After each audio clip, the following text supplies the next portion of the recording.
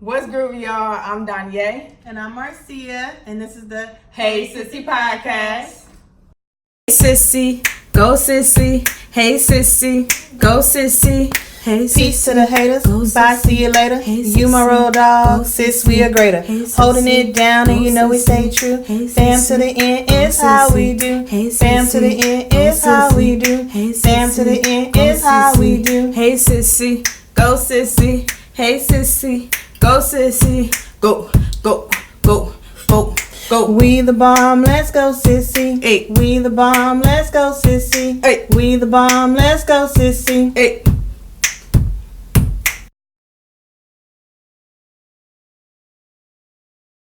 All right, y'all, welcome back. This week we're doing part 2 of the stereotypes about black people episode. I'm black, y'all. I'm black, y'all. I'm blackity black, and I'm back, y'all. Eerie. So last week our intentions were to just talk about stereotypes about black people, but it kind of evolved into like a history lesson, cultural analysis of black people, and we enjoyed that conversation so much we want to continue it on and make a part 2. Yeah. So Danye, you had like a lot of like thoughts after we ended it. Like one of the things you want to talk about was like poverty. Yeah. We associate poverty with black people. We always assume that black people are poor, or black people are on government assistance, or black people are are living in the hood or the ghetto. Because actually there's a lot more white people, there's a lot more Caucasians who actually are poor and on government assistance. But what I think it boils down to is because we see a lot of times in movie, on television, that's kind of pushed in the media, that we see a lot of that visually. And if we just drive through the hood, we'll see more black people outside. You know what I'm saying? Yeah. So we kind of figured that it's just black people in the hood and on government and stuff like that. But it's not necessarily true. I don't know if there's any like statistics based on like the level of poverty amongst the black people versus amongst other cultures. The thing with the welfare, there's this like image of a welfare queen being a black woman with multiple kids, no father in the household. She's just living on housing, collecting welfare, and getting food stamps. Right. But then it's like this stereotype has been proven false, because like the majority of people on welfare are white, because there are more white people in this country. Yeah. But I don't know if there's some facts to there being more poor people that are black. I mean, more black people being poor. I don't know if that's like a statistic of that or not. Right. I don't know either. I just think, honestly, I don't understand where that comes from, honestly. I guess because, I don't know, we see it hands-on. I guess more so because we're around it. We're inside of it. We're on the inside looking out instead of the outside looking in. So for somebody else who may not be black, and they may go to a particular area or see something, then they may make that assumption. You know what I'm saying? Or they may hear that stereotype and then see it and then kind of believe it's true. Yeah, so like the thing about the ghettos or the hoods is that they're like that because of, can you guess why? Racism. Systematic racism. So basically, and in this case, I don't think it's actually not so much systematic, but in the way it is. Okay, so when black people start to get more money and get more mobility and start to move into white neighborhoods, the more black people moved into those neighborhoods, the more white people moved out. And then apparently, this is the thing, when white people leave a neighborhood, so do the businesses and so do the jobs. Right. And another thing is like with places where I grew up, like Fifth Ward, that are historically black neighborhoods, like started off as thriving black neighborhoods. What ended up happening is after integration, when desegregation happened, a lot of black people stopped only shopping in those neighborhoods, shopping locally. So a lot of businesses closed up. Right. And so a lot of that money that was thriving in those neighborhoods was no longer there. So then the neighborhood started to decline. It started to get poorer and poorer. So let me ask you this: why do you think it was an acceptance thing, or do you think the quality of the stuff was better? Why do you think that Black people moved away from shopping and things that were locally to shopping outside of that stuff? What do you think? I think it's both. I think it's because now that they could, they did. Because like if something was restricted from you and you could now do it, you're gonna go do it. Right. And also because Black people were limited, if you only had one person in your neighborhood that had a grocery store and they barely had stuff or they only had a certain amount of things, now you can go out to a different grocery store and get whatever you wanted. Right. So I think it's both. You were limited and now you have a new world open up to you. Or you were limited and now you want to see what was being hidden from you. Right, that makes sense. I think that kind of goes into it now. Sometimes people feel like Black businesses aren't supported.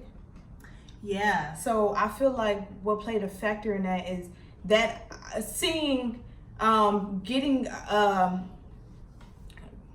Keep going. Gaining access to those other things and new things.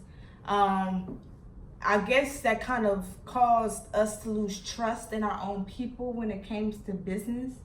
Because I guess the way that another race did something, I guess was a little better than the way we did it. So I guess we kind of lost some trust in our business practices amongst our own people. So we kind of venture out to other people's businesses. You know what I'm saying? Yeah, there's a thing. That is a thing that where Black people don't support Black businesses because they think that, to use this term, some Black businesses are janky. Yeah.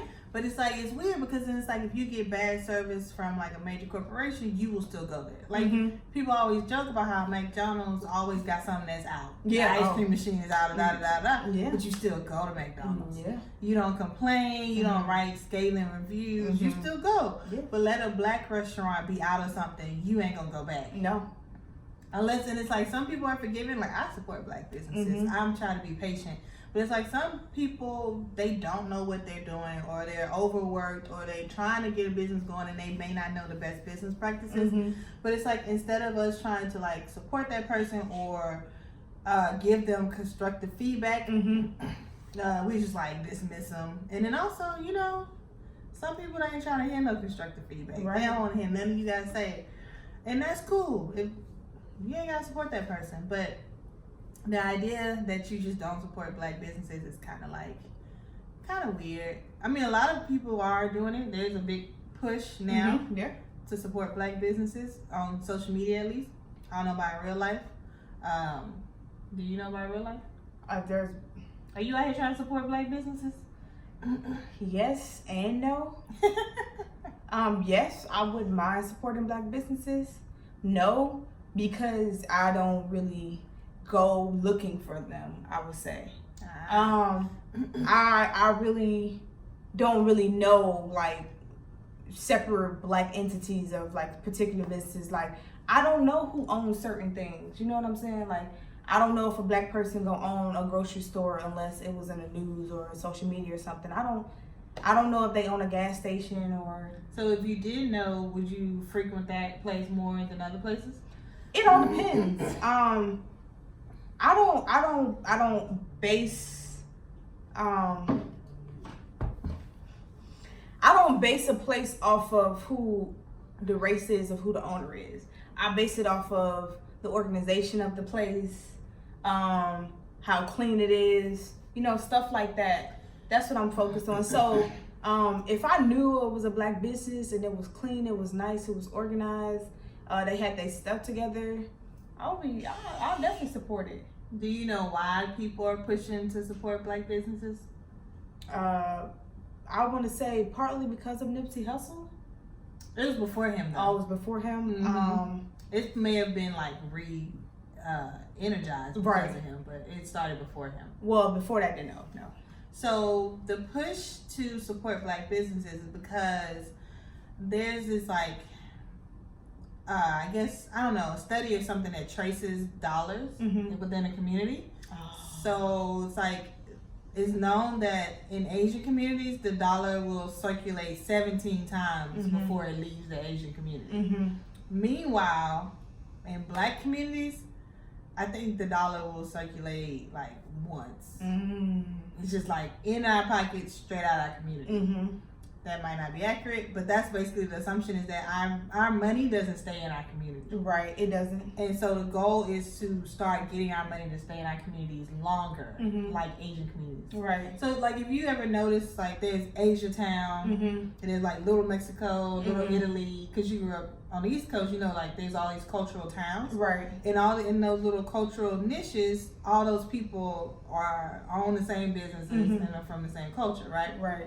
There's nothing really like that for black people. There's like no area where all black people live and all black people have those businesses and the black people in that area support those businesses. Right. So the goal is to start getting more black people to support black businesses so our money stay in our community. To piggyback off of that, another thing is that people are trying to get more buying power from what we buy.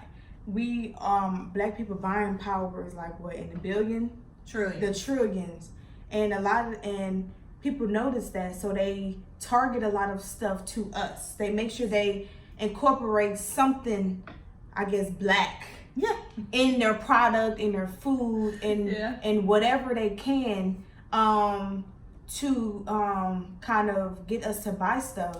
So I feel like that's another reason why we're trying to get black people to support black people.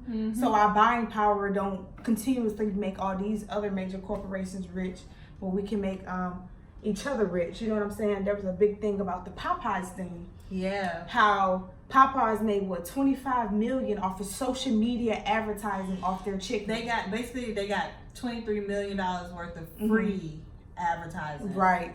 Off of social media. Because of us. Yeah, because we push the culture. And people are like, well, imagine if we did that for our own stuff. Another thing was, this person kind of went off. What person? This person made a video about how they're portraying black people in more roles, but they were like doing the negative side of it. I can't remember exactly what he was talking about. But in the comments, people were like, okay, we're getting the representation that we're asking for, now we're complaining about the representation. Yeah, and that's weird. I don't understand. Maybe if I had to see the video, because it's like the roles we're getting now are different than the roles we were limited to. No, for real. Before, black people only limited to servants or gangsters or baby mamas and baby daddies. Right. But now it's like we are superheroes. We are lawyers and doctors and basically regular schmegular people. So what was he complaining about? Now I remember. He was pretty much saying how like they're using us, they're giving us more representation to make money off of us, because we get in these roles, but the people who produce them or direct them or whatever are getting a bulk of the money. But my thing is one, we're getting more representation. Yes. Two, that representation is being more so not just like those basic roles that you were saying, but our positions of power, of better classism and stuff like that. So that representation means everything. So even though they making more money off of us, I think that representation can create a mindset shift and stuff like that, and we can use that representation to our advantage. Yeah, and it's not so necessarily that they're making more money off of us, because we are also making more money in the process. Right. So a lot of people talk about Black Panther because Black Panther hired a black costume designer, a black director, black writers. All these black people did it. Yeah, they're working for Hollywood, which is owned by white people, but typically or historically that money would have all went to white people. But now all that money went to black people, who therefore hopefully will also filter into other black businesses, other black projects. It's like Tyler Perry.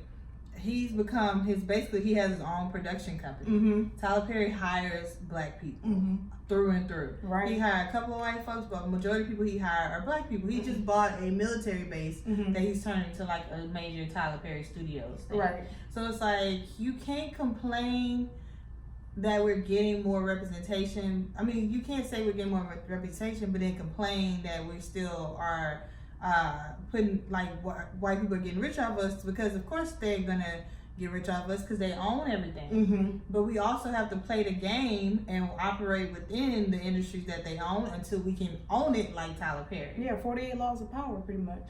Oh, I haven't read that book. Tell me more. I read it a while ago, so I don't remember. Well, in this regard, what do you remember? How does it relate? I can't remember. So basically, just playing the game. Yeah, pretty much. You have to kind of work under your superior. It's about not outshining your master. How you work under them. I guess you give them a little praise. You learn from them. Never outshine them, because immediately they can remove. But you learn from them. Eventually they'll have a weak moment where you can step in and take over. Yeah. So honestly, I kind of learned that at church too, about leadership, that don't, like they say, don't bite the hand that feeds you. Mm-hmm. You know what I'm saying? So even though Black people maybe not necessarily just be the director or the producer at that time, but if you learn in your role that you're at, you can learn operation, you can learn how it goes. Mm-hmm. That way on the side, you can be like, okay, I know this, I know this, I know that. So eventually you can open up your own movie production company or your own so-and-so. You can learn the ins and outs of business. Mm-hmm. So I think that we're limited in a mindset that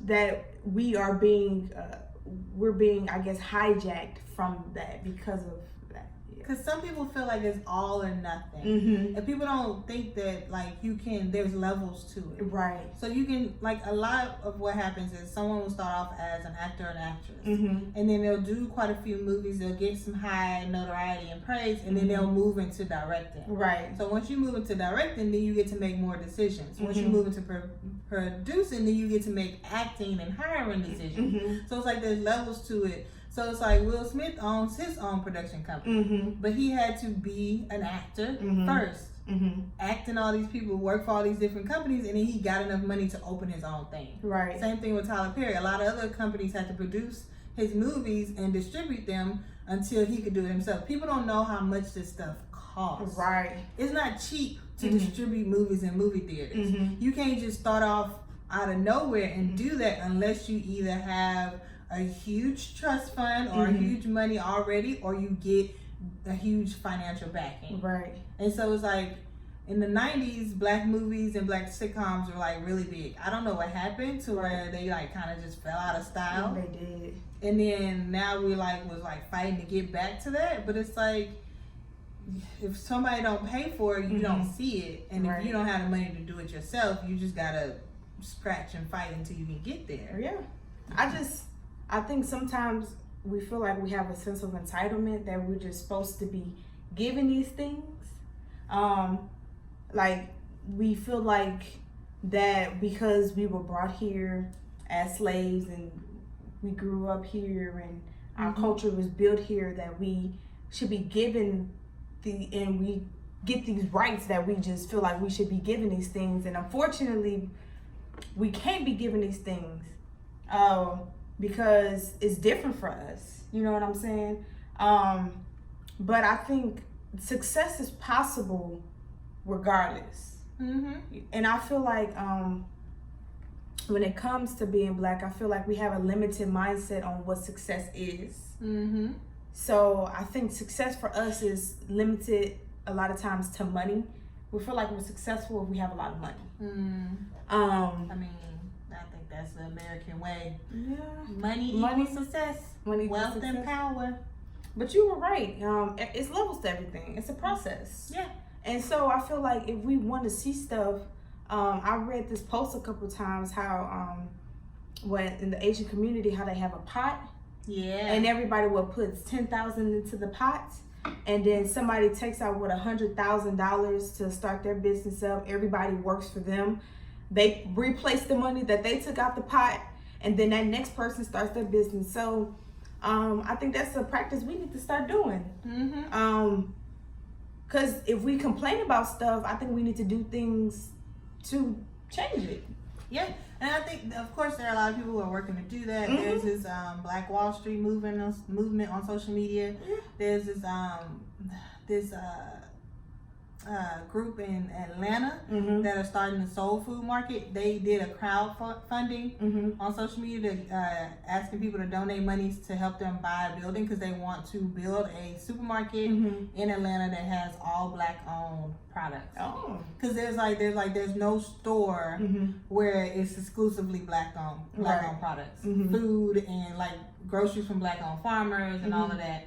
So that's what they're trying to build, and so they asked for a lot of people to donate. It will be called Soul Food Market. You can look it up. I donated to it, Mm-hmm. and so they reached enough money to buy like the building. Mm-hmm. So now they're just trying to find the building, and once they find the building, then they got to do the like construction outfit and stuff like that. Mm-hmm. So it's like people are working to do that. Yeah. So there are projects out there you can support if you down for the cause. Yeah. But basically, it just need people to like complain less and Yes. talk less trash. A lot of people just like to talk out the side of their neck No, they do. without offering any real solutions or Yes. actually doing any real work. No, I see that a lot on social media in the comments. Mm-hmm. People be in the comments bashing people, saying things, telling them what they should have did, what they shouldn't have done. Especially with the Jay-Z thing. It's a weird situation. A lot of people was mad at Jay-Z for doing that. Some people were saying, oh, he's a cop-out. Why did he do that? Some people like, oh, he got a seat at the table. You don't know what he's going to do. Mm-hmm. Honestly, we don't know what's going to happen. We don't know what his purpose is. We didn't know what the NFL was doing. Well, a lot of us are talking from the outside in. You know what I'm saying? Yeah, but it's also kind of weird because it's like you see people like Ice Cube Mm-hmm. who made his own Mm-hmm. basketball league, Mm-hmm. and you just like, Jay-Z, why don't you just do that? Make his own NFL league. Make your own football league. That's what people like. That's the thing. It's like, why join forces when you can make your own? Yeah. So it's like with people like us, we Mhm. can't always make our own way Mm-hmm. because we regular schmegular people. But for people like Jay-Z, Mhm. he has the money to make his own way. Right. Instead of being part owner of a football team, you could be owner of a league. Right. Because Ice Cube and a bunch of his people went in on the big, what is it, the three big or big three? The big three. The Yeah. Big Three League, and then they got all these retired basketball players, Mhm. and it's like blowing up. Mm-hmm. People are investing in it, and people are going to games. So Mhm. he just got the idea, and he did it, and it's actually working out. Yeah. So Jay-Z could have did the same thing. Mm-hmm. But I don't know his plans are with the NFL. I know he like signed a deal to like manage the entertainment, Mm-hmm. but it just makes it basically just looks like it's all money for him. It's just benefiting Jay-Z, Mhm. not Black people, and I think that's what upsets Black people. But see, I said this in this video I posted. I was like, do you feel like Black people who become successful have an obligation to help the Black community? Now let me say this. Is it nice? Is it great? Is it helpful? Yes. Yes, I do. I think for successful Black people, we should help give resources and things to help other Black people become successful. Should we do it for them? No. Mm-mm. But can we do things to help? Yes. Mhm. So I don't feel like there's an obligation that if we become a successful Black person that we have to help the Black community. But I think it would be nice to do that. Yeah, I think it's an interesting dynamic because Mhm. it's like, I want to say yes Mm-hmm. because you see people who are doing it and you're like, yes, LeBron, Ice Cube, Mm-hmm. you just like, yes, they're doing their own thing. They're making schools. They're one football player I think was like purposely building houses for single mothers because his mama was a single mother. Akon doing some good things. Akon. People don't talk about him enough. Yeah. He's out building water wells and making sure that communities have fresh water. Mhm. Like, that's a big deal. So it's like you see people doing that and you're like, yes, Mm-hmm.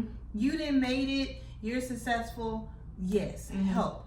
But then in another way, it's like they're not obligated Mm-hmm. to do it. Yeah. Like, it's not their obligation. They're not indebted Mm-hmm. to the Black community, so they're not supposed to give back. Right. But it's just like, as knowing the struggle of our community, knowing that we've been like intentionally Mhm. left out of things or being used, because NFL players essentially are used. Mm-hmm. And so it's like, knowing we've been used to make other people rich, you like, yeah, you need to do it. Yeah. But it's like, they don't have to. They don't have to. Lil Jon doing some good things too. What is he doing? I think it's Lil Jon. I think he be like building schools in Africa or something like that. I want to say it's Lil Jon. I don't remember. I believe it's him though. Yeah, Chameleonaire is doing some good Oh stuff. yeah, he is. He became an angel investor. He started investing in other companies, and now he's actively trying to teach other people how to invest on a smaller scale. Like there's this website called Republic.co, and it lets people invest in startup companies for as low as like $10. It says as low as $10, but none of them let you do $10. Minimum I've seen is $100, but it says for as low as $10, and that's something like previously you can be an angel investor for anything other than a couple of grand. So I think when it comes to this, I think we just have to be smart about the way we help. Yeah. Because we can help people, but then they can go and do something, misuse the money or misuse the information that we give them, or not even use it at all. Yeah, so, that's not a problem though. So I think when we're making investments or want to help the Black community, I think we should be smart in the way we do it. Yeah. I have a couple ideas that I want to do that I think will help. So that I will hope will help, at least.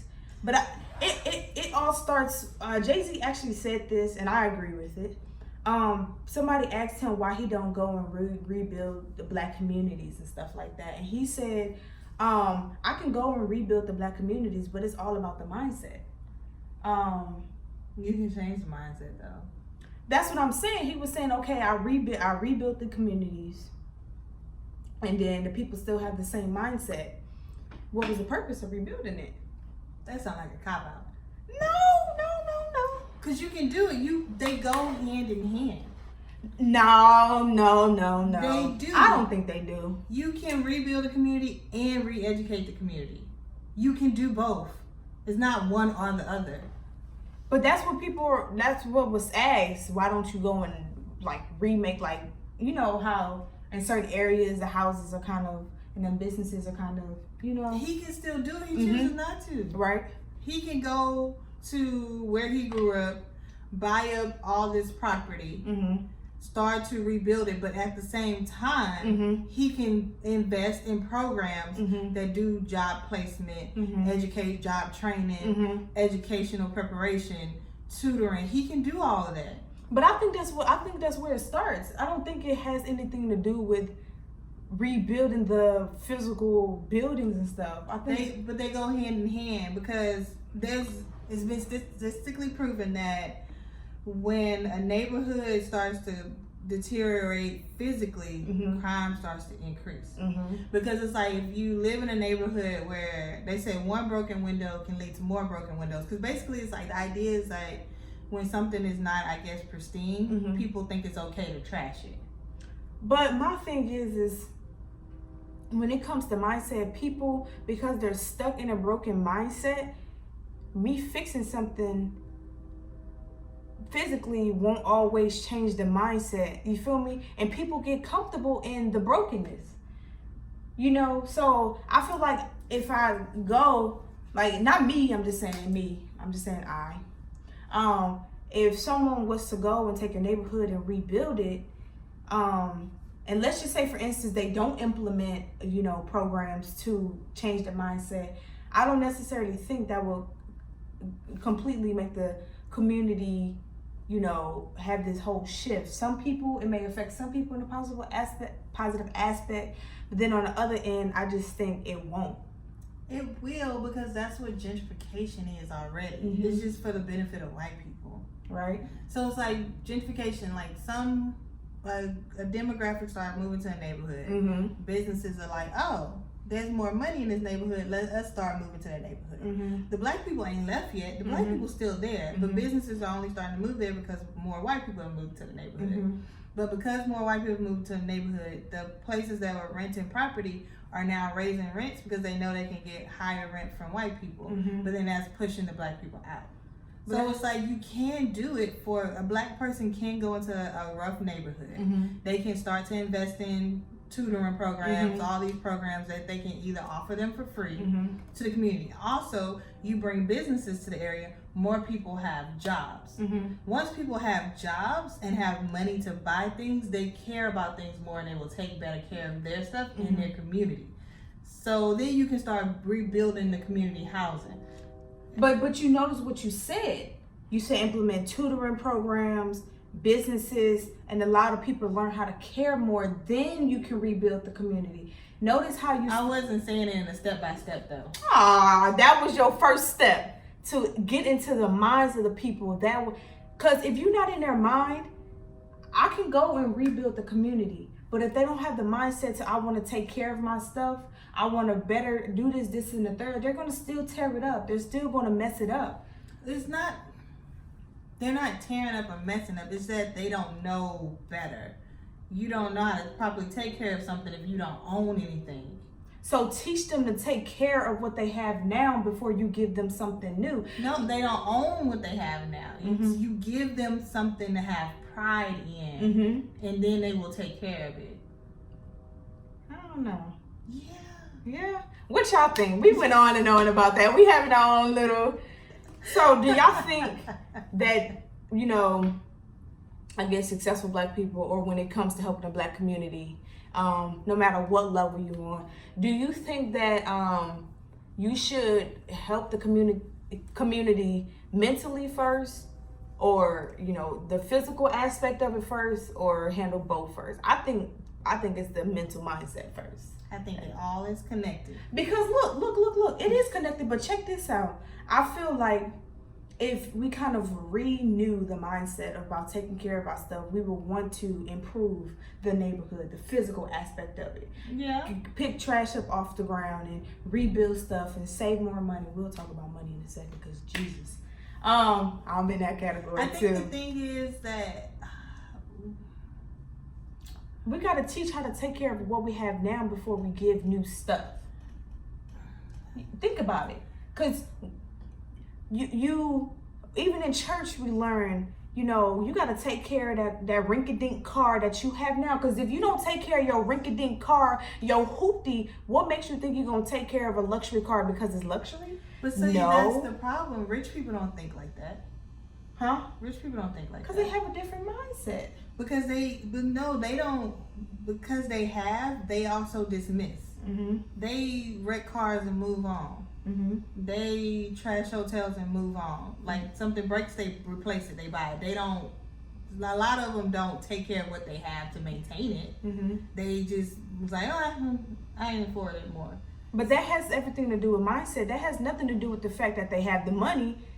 That's their mindset. In their mind, they're like, okay, I got the money. I don't got to take care of this. But for a person who has came from nothing and they got something, they have a change in their mindset. Like, man, I know what it's like to be riding in a rinky-dink car.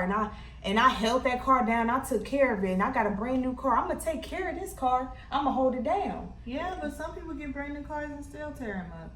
That's all about mindset. That's all. Just like. So that's what I'm saying. You got to deal with the mindset first. Yeah. I think they go hand in hand. Okay. I think you have to provide opportunity and education together. Yeah. Do you know ways of how we can do that?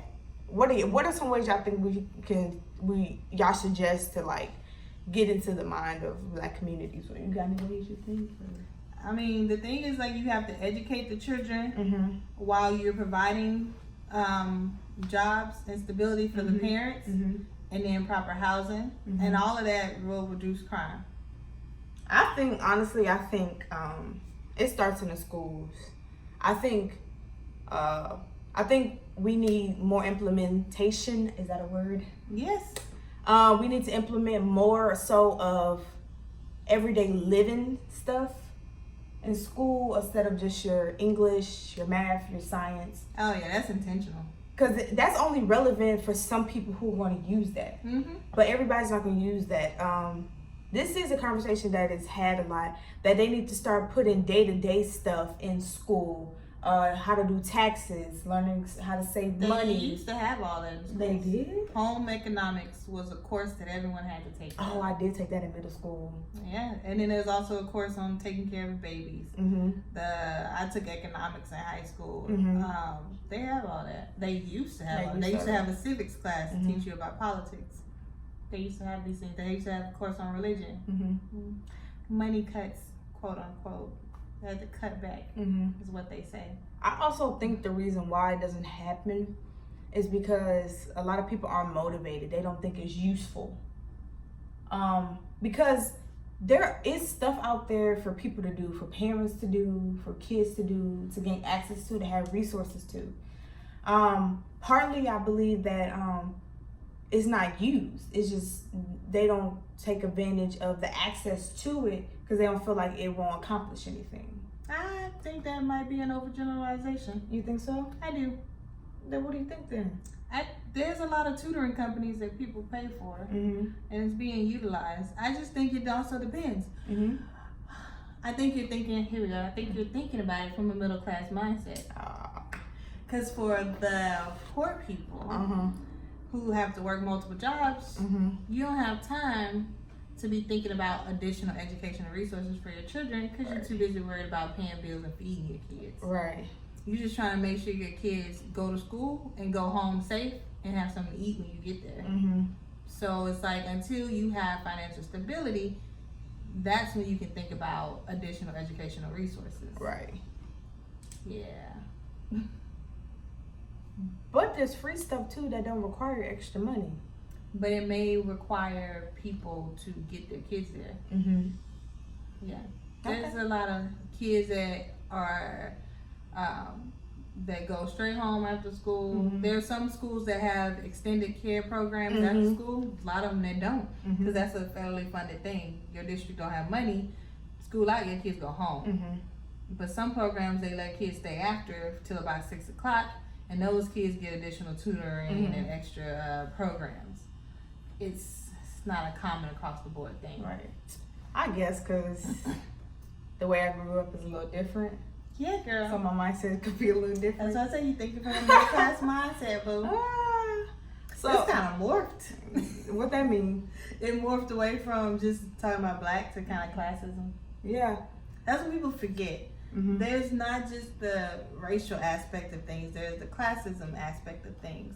If you're poor, you either don't have the resources in your neighborhood or you don't have the means to think of those resources or to get your kids to those resources. Yeah. And then if you're middle class, you're more likely to teach your kids how to advocate on their behalf. You're more likely to put your kids in extracurricular activities like dance and soccer and gymnastics and stuff like that to encourage your kids and promote extracurricular activities and self-development. But if you're poor, you just like, look, we gotta survive. Yeah. And then if you, of course, you upper middle class or affluent or rich, as people like to say, you just like, look, we just need you to figure out how to make some money. Yeah, pretty much. So it's like different. Of course, there's different mindsets that go with different income levels, but that's just the reality of people's lives. Yes. So that always takes me back to my key thing, mindset. You and this Diane's word of the day. Mindset. No, because mindset is everything. That's where everything stems from. The way in my book it talks about domestication. Yes. You read it. The Four Agreements. Four Agreements by Don Miguel Ruiz. Our beliefs, our beliefs, our morals, the way we view life, our perspective, our things come from our environment, what we see, where we live, what we're taught, conditioning. So, and it's all about the mindset because we're conditioning our mind. So that's how we view life. That's how we go through life. You have no other view of life but what you've been shown, what you've been taught. Right. So that's why I stress the importance of the shift in the mindset because you have to see things from a different perspective. You say that, but I think one key component you're missing is that you just don't change your mindset until you see different. You have to see better, see alternatives in order to know alternatives are possible. it's everywhere. Not everybody has access to the internet. Not everybody has cable. There are rural places that don't have access to the internet. Oh. Yeah, you're thinking middle class, major city living. No. I know most people have access to social media or some form of technology. I said most people, not all. Most people. And so anyway, even if you do have social media, what you follow on social media could also just be in line with what you see in your day-to-day life. Okay, so let me ask you this then. You say it's all based on visual, right? So do you think everybody who, I guess, made it out the hood or who has grown up to be better and do better, do you think they've seen that somewhere and they made that decision for themselves? Okay, using me as an example. Okay. There's different points in my life where I saw alternatives. So my Aunt Janice was a nurse and a pharmaceutical salesman. She moved out to Pearland, the suburbs, in like the 90s, right? So because she moved out there, I saw for the first time what a suburb is. I saw her have this big, pretty house. Right. So that was my first time seeing someone with this huge house in my family. So now I'm like, oh, I don't have to live in these little bitty houses anymore. That's an option for me. And then when I get to high school, I was in a program called Project Grad. They did these like work study programs in the summer. One summer we spent at University of Texas doing sciencey type stuff. I learned how to extract DNA from a strawberry type things. That's something that because of that program, I got to see something different. I saw a new possibility of what I could do. Right. And also because my grandmother went to college, my great grandmother went to college. College was now a thing that was like became a custom in our family. Everybody was expected to go to college. Right. So if your family don't expect you to go to college, you don't have that idea in your head to go to college to get a degree. But what if there's like a family, because you know some people are like first to be in college. You know, what if even if you didn't see that, but you didn't see it in your family or in your environment, but you know of it? Do you think that can be something? Because like some people How don't. would you know of it unless you were introduced to the concept somewhere? Like in school, they tell you should about college. So school. That's a concept you were introduced to. But you saying there are some people who don't have access to that at all. Yeah. In some form, in some way, people have access to something else to experience. So encouraging kids to go to college is a recent thing. It's like within our like generation have been encouraged to go to college. But before our generation, they weren't encouraged to go to college. They were more so encouraged to get blue collar jobs. Oh yeah, true. Yeah, they did. They trained kids to be mechanics and plumbers in school. You were what they call tracked into certain programs. Right. They either tracked you to be blue collar or tracked you to be like a doctor. Right. So it's all experience and exposure. Right. So we gotta expose. Yeah. So what do you think can be done to kind of break that generational mindset of the struggle, how we kind of talked about in the last potty? Education. Okay. And not just going to college education, but just educating people on the possibilities, the opportunities they can achieve. Like, yeah, you can go to college, or you can start your own business, or you could become a plumber or a mechanic if that's what you choose to do, or you could even leave this country altogether. Right. Letting people know what's possible. Like in colleges, they do study abroad programs. So you get to be an exchange student, essentially go study somewhere else. That's exposure. Exposure. Yeah, that makes a lot of sense. Because you won't think about something that you're not exposed to, which makes a lot of sense. Which goes like, especially in the start of a household, some ways that we learn, things that we learn, habits that we pick up are learned through what we see, what we do, in our households. Yeah. Because at my school, even though Wheatley was in the hood, Wheatley had college career counselors. I don't know if HIC still does this, but like they took us on college tours. Mm-hmm. I went to Prairie View on a tour. I actually got to be one of 2 kids who got to go fly to Lubbock and tour Texas Tech. So also went on a tour to University of Texas. Mm-hmm. So it's like some organization paid for that program to be able to take us to do that. Right. So I think that would be good. Not even just for like rich Black people. I just think for Black people on any scale, just try to come together and try to implement different kind of programs or different kind of things to expose not only kids but expose themselves to other type of things. There are programs that do that. Mm-hmm. There's the Big Brothers, Big Sisters Mm-hmm. of America. There's Teach for America. There's also like AmeriCorps Mm-hmm. that does. There's also AmeriCorps that has like takes college graduates or college students and lets them volunteer, Mm-hmm. and they go out and do that in different communities. So there's a lot of programs that do that, and there's also, of course, people who are doing it on small scales, people Mm-hmm. who are creating community gardens, who are doing homeschooling for small groups and Mm-hmm. small community tutoring. Like, all that is available. You just have to see what's available in your community, and if you don't see it and you feel like it's necessary, see how you can start managing it. I think people think so grand about solutions that Right. they overlook the small things that they could do. That makes a lot of sense. It's like you just become a mentor in your community. No, for real. Oh, see, I'm actually guilty of that. I feel like I had to kind of change my mindset about this. Mindset. Come on now. I always felt like I wasn't doing enough.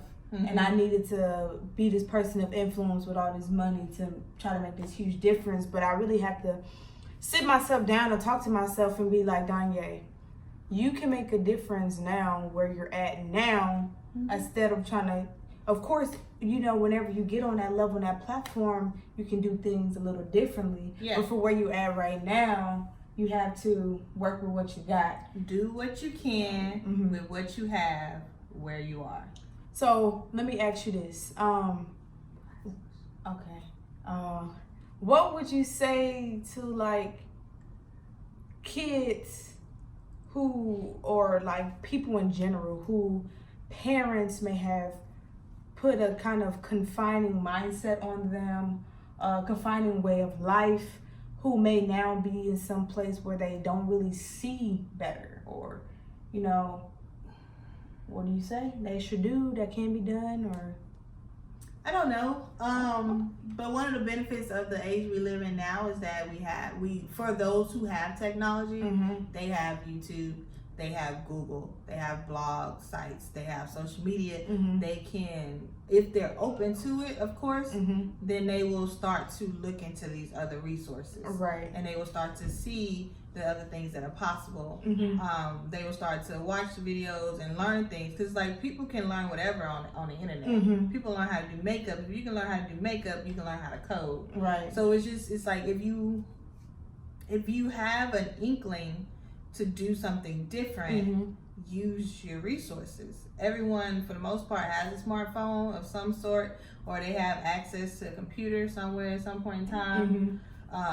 So it's like, you'll figure it out. Library is always free. You can always go read books at the library. So if your area has a library, because some schools don't. Right. But it's like, you just gotta try. If you have the inkling to try, you can utilize your resources. It's like sometimes it may be a little tough, but it's not impossible. Right. And one last thing I want to say, like you were saying, if you do have that inkling to try, and you maybe around people who don't have that same inkling, check out our podcast on toxic family and on friendships to really figure out the kind of people you should have in your life. And sometimes you may have to be, I guess, a little bit of alone for a season in certain situations. Real G's move in silence. Yeah, so check out those podcasts if you ever find yourself in a place where you want to do better or move better, but you feel like you don't have that environment that can help you, I guess, progress. watch those podcasts on that. And try to find organizations in your area or near you that you can get to by bus, train, or airplane. No, I'm just kidding. But that you can get to that can help you do what you want to do. So like there's like the work source and job placement programs that are out there for people. Like legit, SNAP, the food stamp people, they offer free job training. Oh really? I didn't know that. Yeah, there are programs out there. It's just people may not know about them. They may not know who to talk to. So it's all about that exposure thing. That makes sense. Yep. So I think one real quick thing, if you want to make a difference, if make a change, even for us, I think this is good that we're doing this podcast just to even give y'all the opportunity just to hear that exposure is important. Yeah. So like, if later on when you out in your community, something you just want to expose something to somebody, even if it's just by word of mouth, that can help start something. Yeah, just take some kids in your area to the beach. Some kids ain't never been to the beach. Yeah. Some people live 15 minutes away and never seen water. No, for real. All right. Thank you for joining us on this episode of the Hey Sissy Podcast. Leave us your comments if you're watching this on YouTube, or send us an email if you're listening to this at heysissypodcast@gmail.com. And make sure you subscribe to our YouTube channel or follow us on Facebook or Instagram. Thank you for watching. All right, y'all be breezy. Bye. Peace. People blowing up.